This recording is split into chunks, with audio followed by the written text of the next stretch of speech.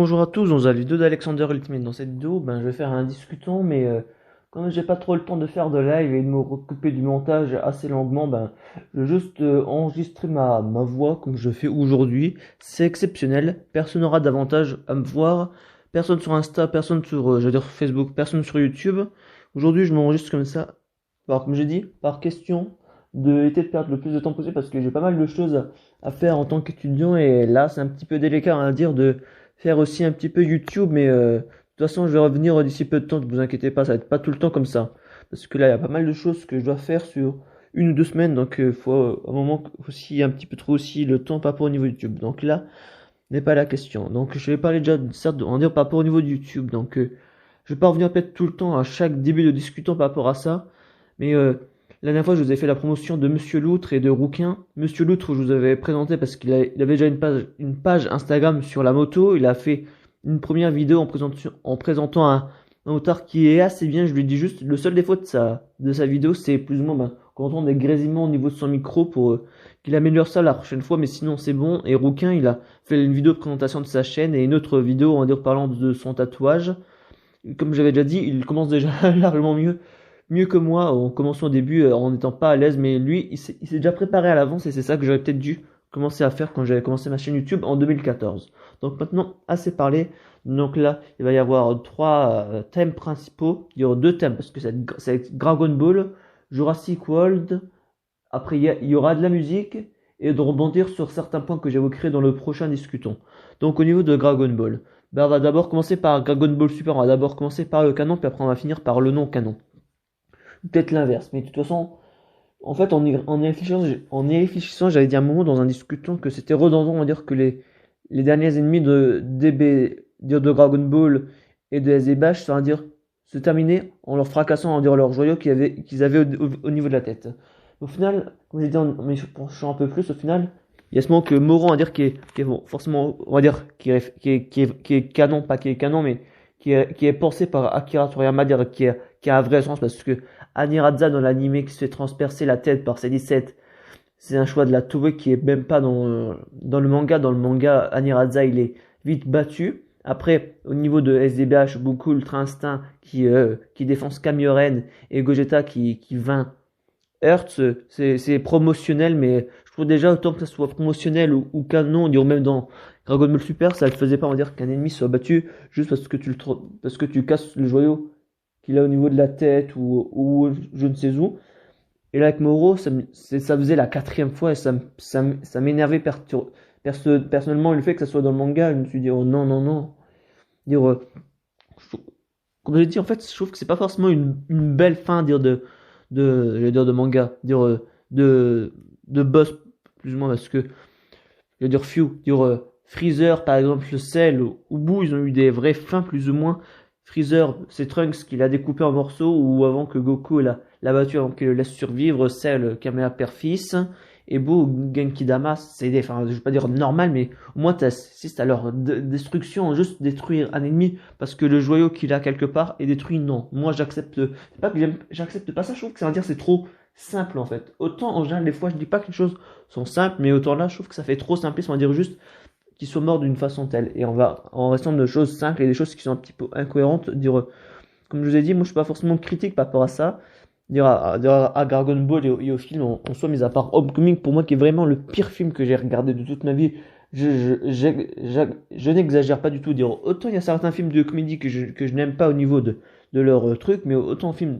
en film d'action et de films de super-héros, c'est le pire film que j'ai regardé. Autant je suis pas forcément fan des films d'Iron Man, même s'ils sont très beaux visuellement, mais j'ai jamais trop adhéré au personnage d'Iron Man. Mais Homecoming c'était un cas particulier. Mais je vais revenir par rapport à, je vais dire à Spider-Man, je vais revenir à Dragon Ball.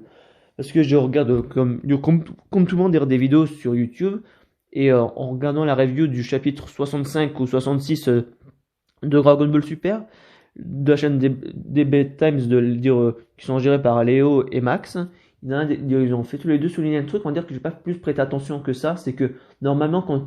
Goku il a l'ultra instinct, c'est quelque chose qui débloque par lui, c'est pas quelque chose, c'est même pas une transformation, on peut pas l'obtenir via du ki comme du SSJ jusqu'au SSJ Blue, et je me suis pas plus penché sur le cas là, et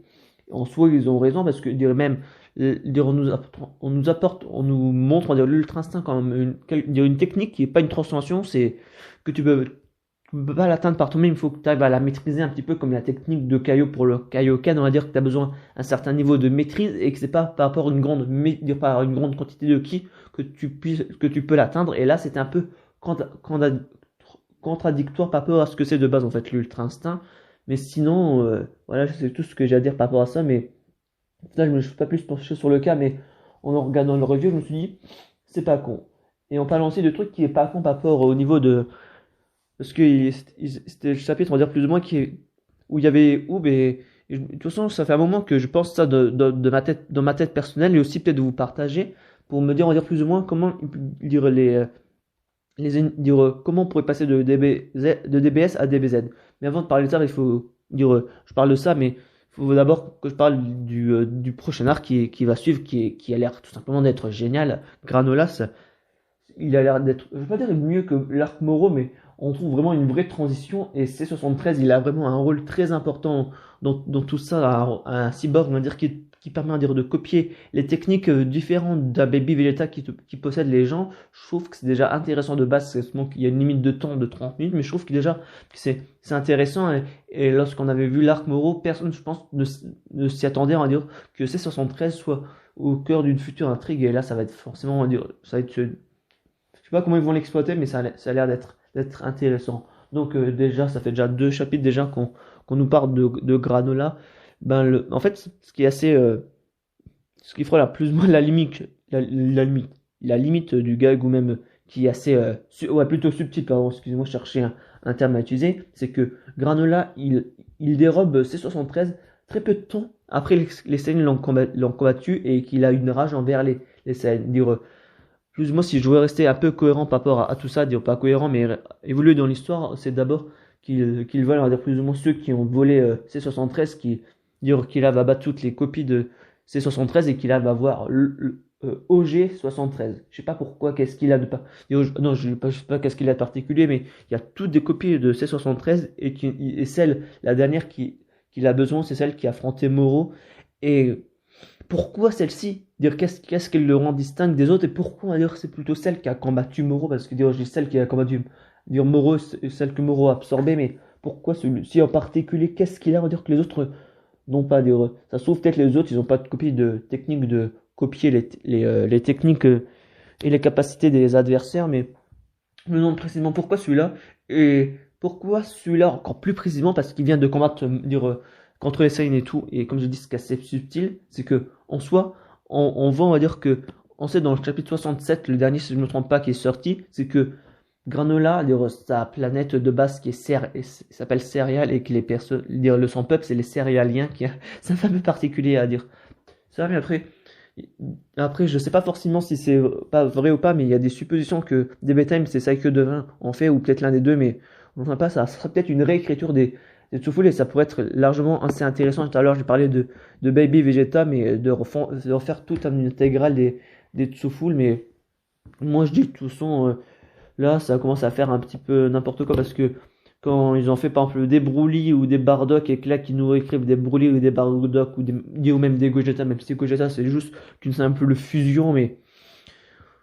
moi je suis plus mitigé par rapport au niveau de la réécriture de Bardock. Autant Broly,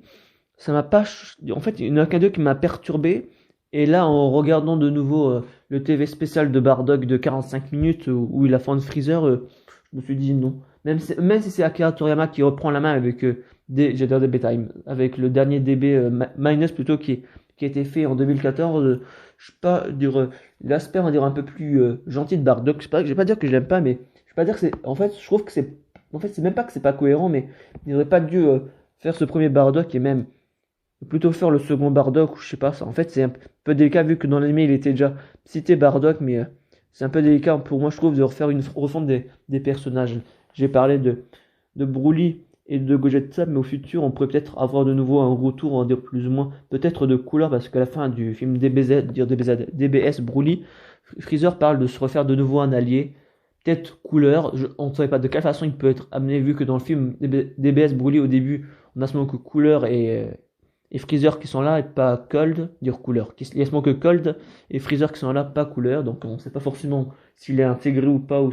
il s'occupe d'une autre galaxie ou un truc plus lointain et qui s'en fout un petit peu de sa famille, ou même de celle, je veux dire à l'époque, il y a 1 an et demi ou 2 ans, il y avait des interviews ou je sais pas quoi qui parlaient d'un potentiel retour de Cell, mais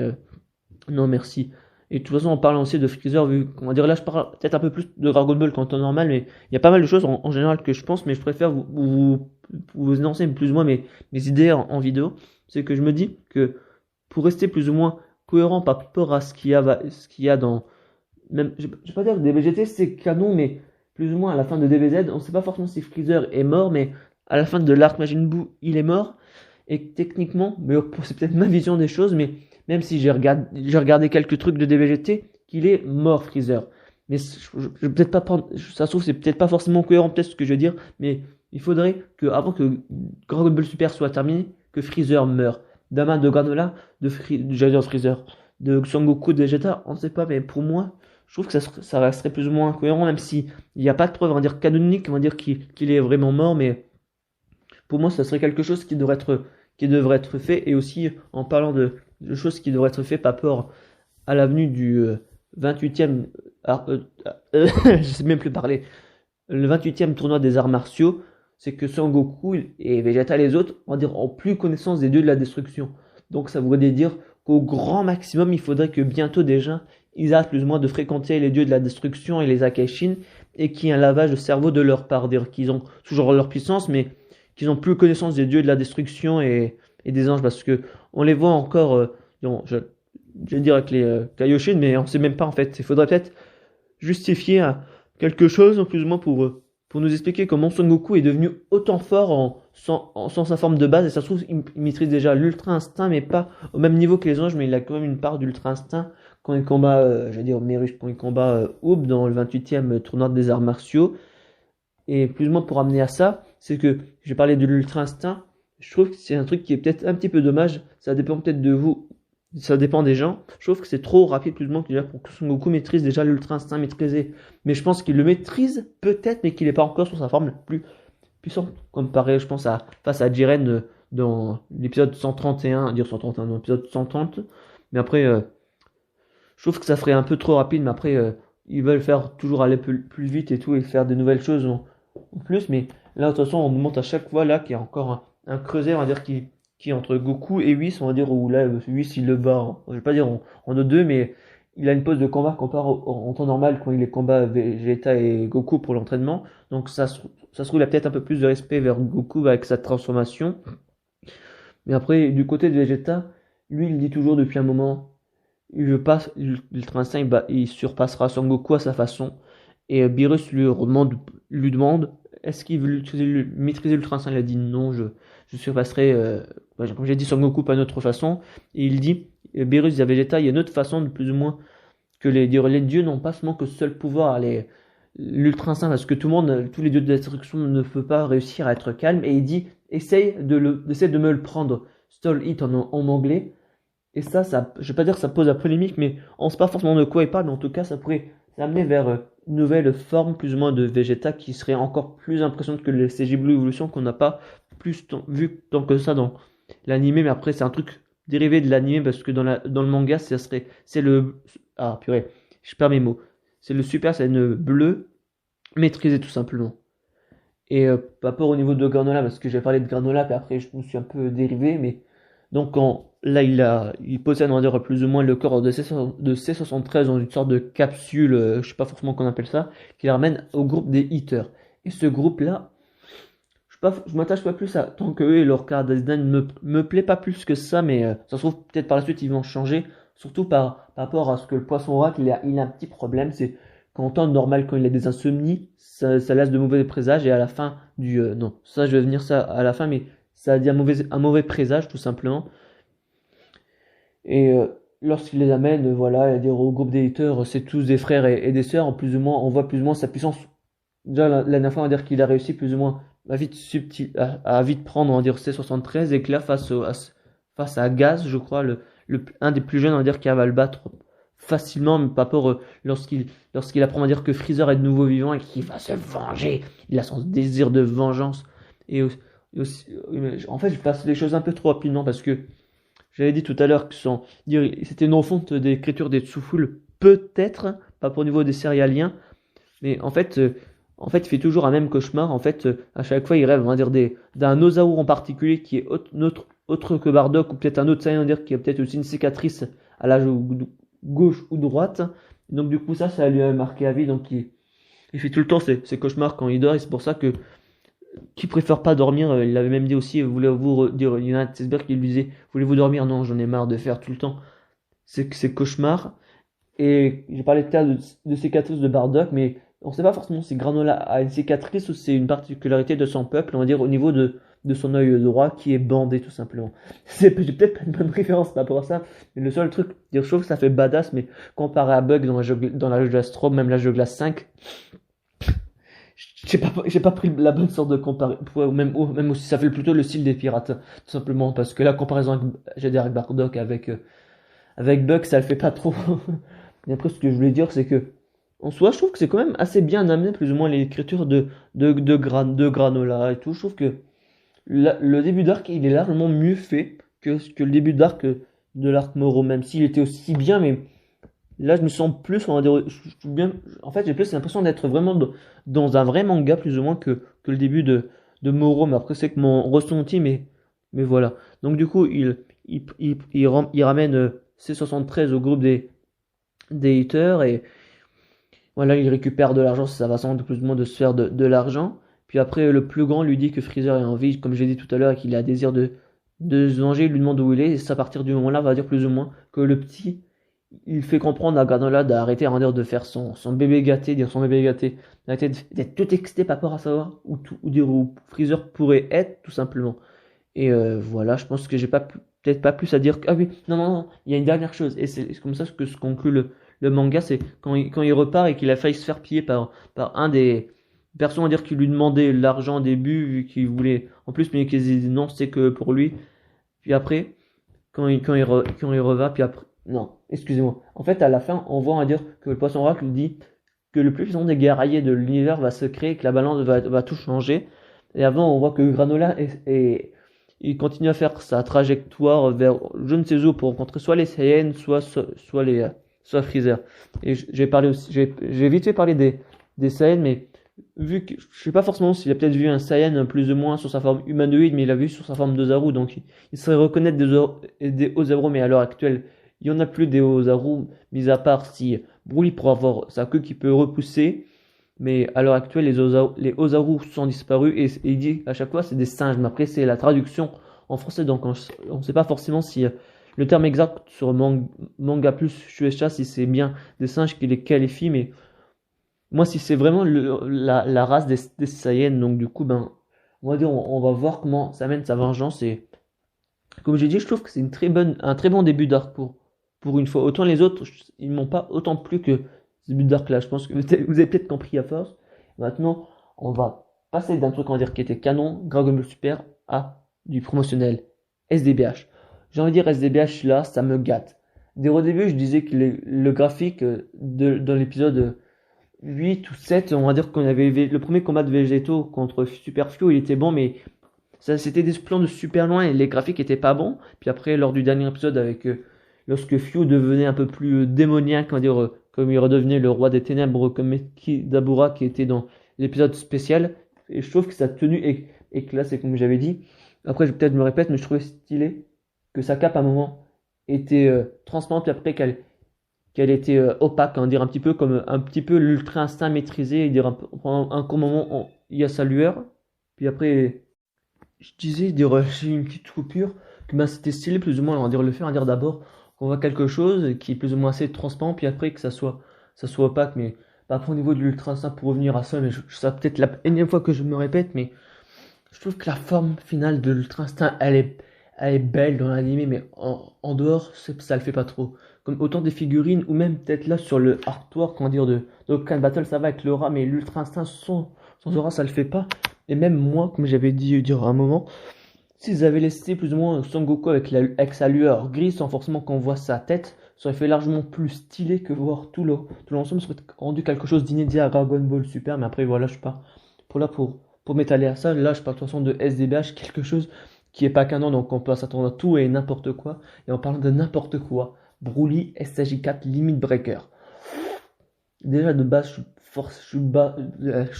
pense qu'il y a pas mal de personnes qui aiment bien le SSJ4, mais après tout ce que je pense qui est des persos qu'on n'a pas l'habitude d'en GT, comme par exemple Bardock ou Gohan, même Broly, je pense qu'il n'y a pas tout le monde qui aime bien. Moi j'aime bien dire leur design tout simplement. Et le Limit Breaker, ça rend encore plus beau le SSJ4 qui est de base assez stylé, avec Goku et Vegeta dans l'épisode 6 et 7, 6 ou 7. Puis après tu avais Vegeto qui était dans un épisode en arrière, mais là qu'on a on l'a vu plus en action, et là maintenant on a Broly. Oh, mon dieu, c'était vraiment trop stylé, même si le Dark Broly pourrait être encore plus impressionnant, il faudrait qu'il y ait le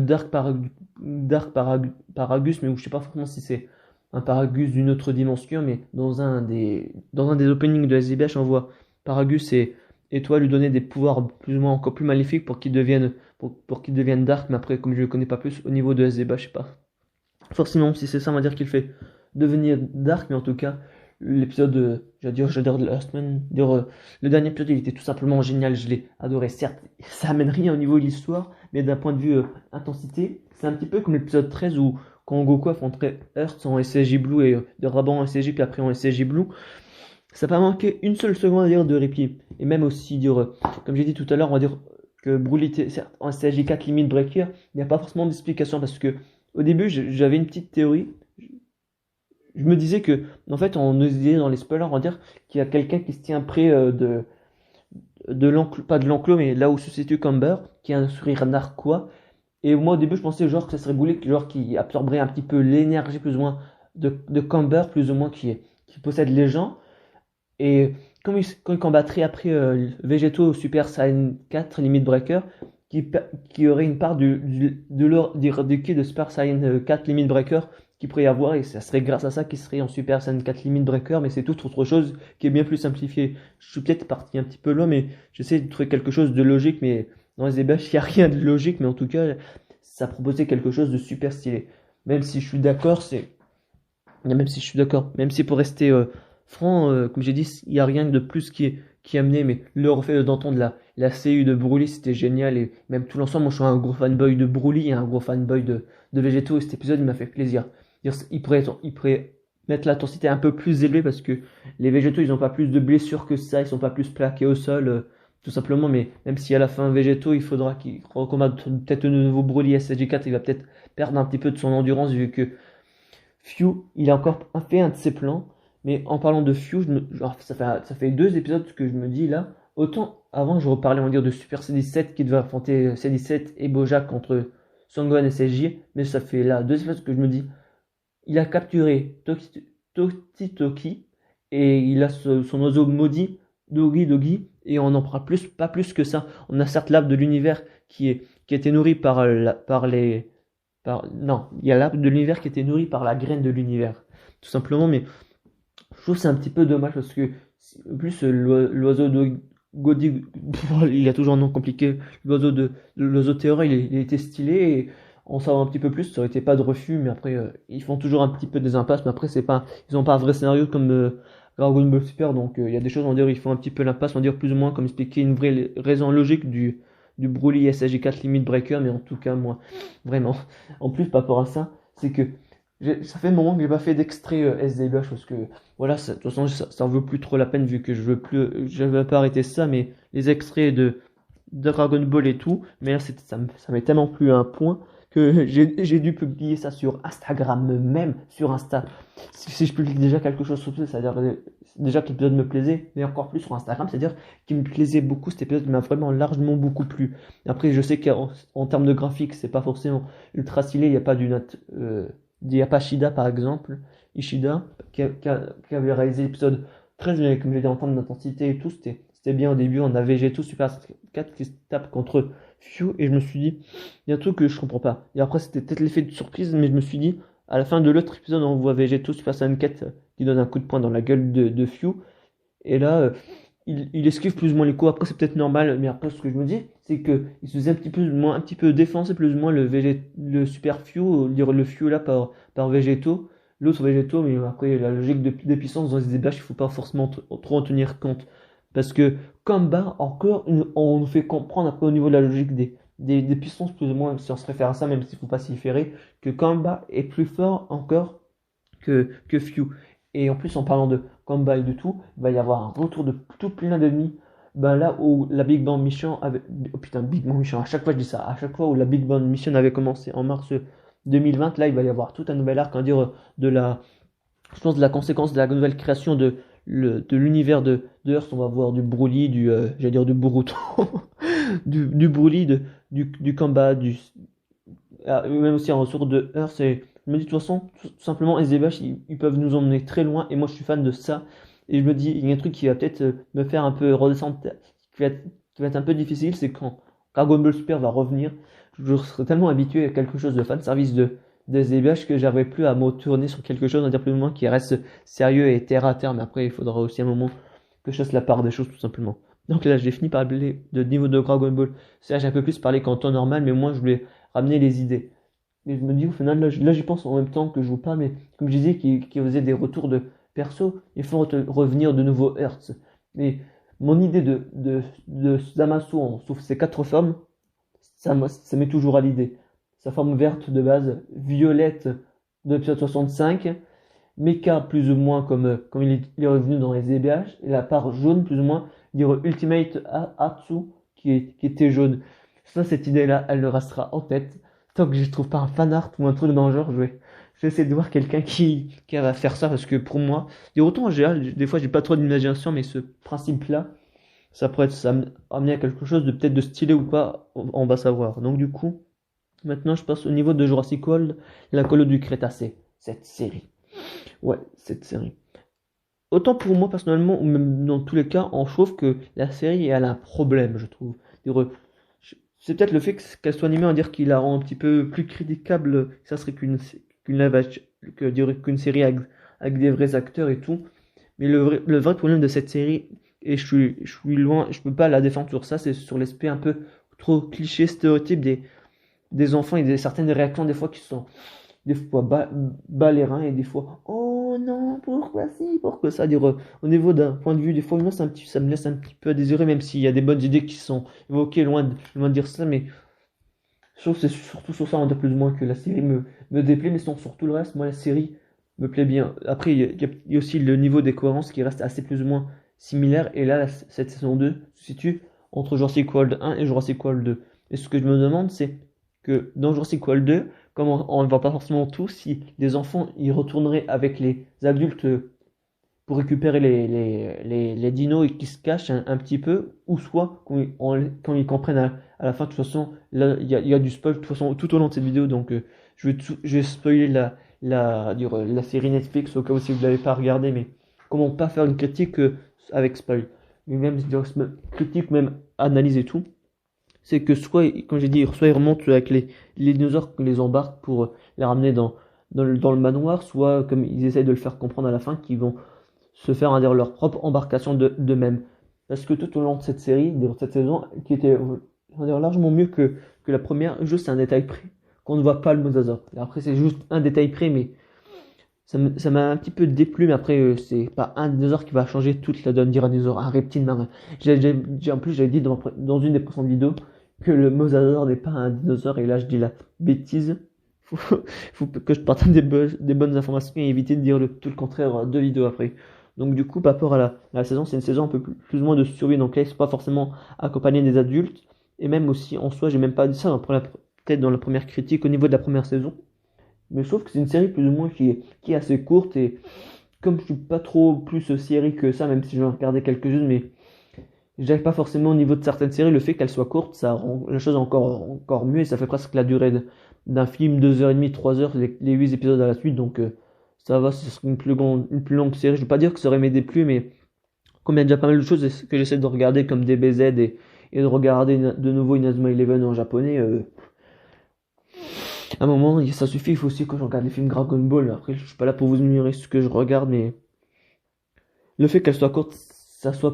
m'avantage un petit peu par rapport à mes futures séries animées que je compte regarder. Donc du coup, pour revenir par rapport à Jurassic World, la saison 2, c'est que, comme j'ai dit, en fait, il y a une part d'indépendance jusqu'à plus ou moins ce qui est des... je vais pas dire jusqu'à ce qu'il y ait des adultes qui interviennent, mais En soi, je trouve le fait de dire l'aspect de survie était mieux que dans la première saison. Et le film est plus ou moins à dire de montrer au moins cette fois-ci le T-Rex, le Baryonyx, et un petit peu moins le Carnotaur, c'était bien. Et de toute façon, le truc que je me demandais dès le début qu'on voyait les trailers, c'est qu'il y a trois Baryonyx et comment ils nous feraient la cohérence du Jurassic World 2 qui n'est qu'un seul. Et en fait, le truc est tout à fait normal. Là, je vais spoiler un petit peu. Je vais parler au niveau de la fin, c'est que quand, quand les jeunes arrivent à se séparer des adultes, ça je reviendrai peu après, mais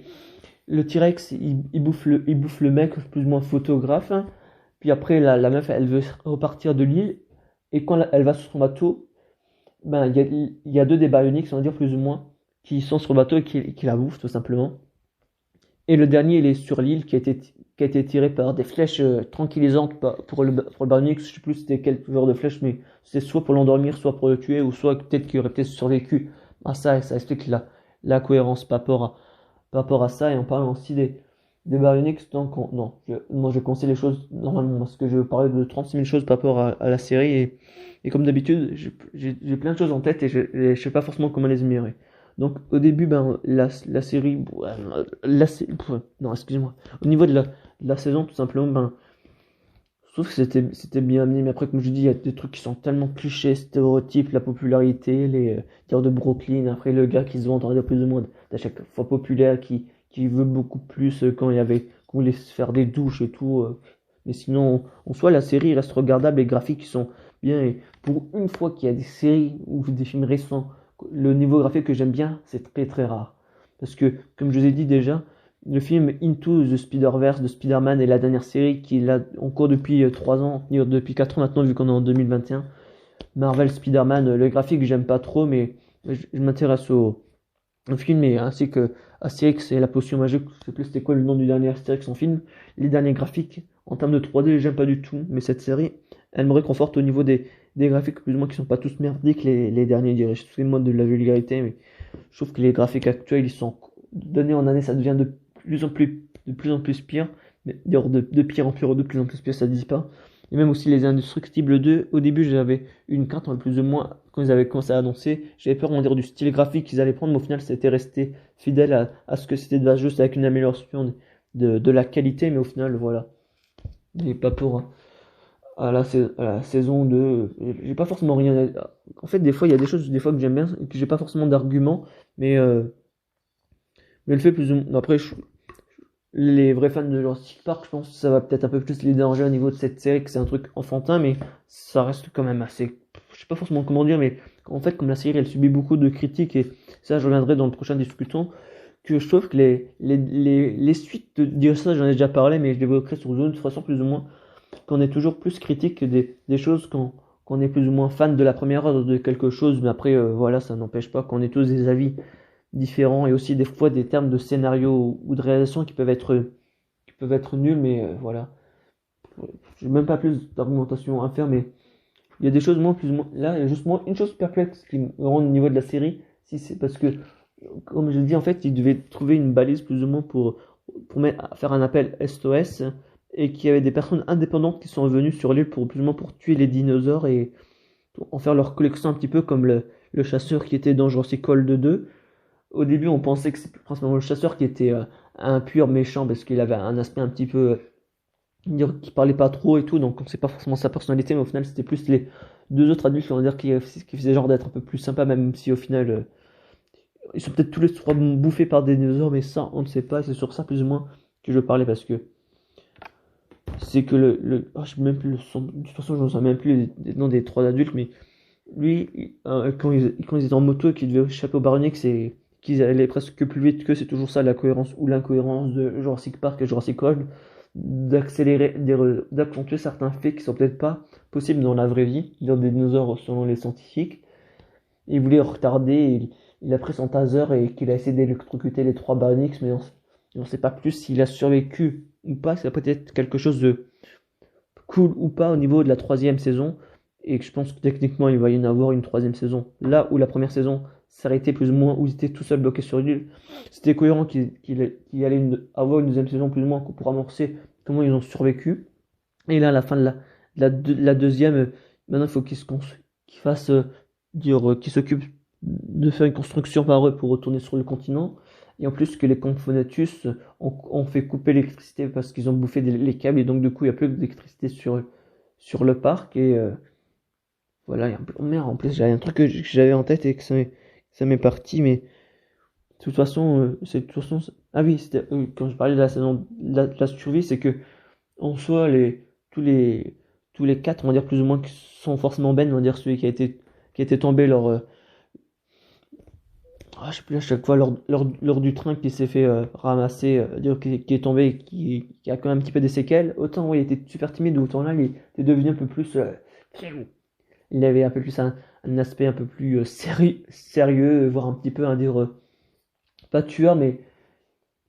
qui assumait les choses parce qu'avant il les assumait pas, il mettait à chaque fois son gel hydroalcoolique à chaque fois par rapport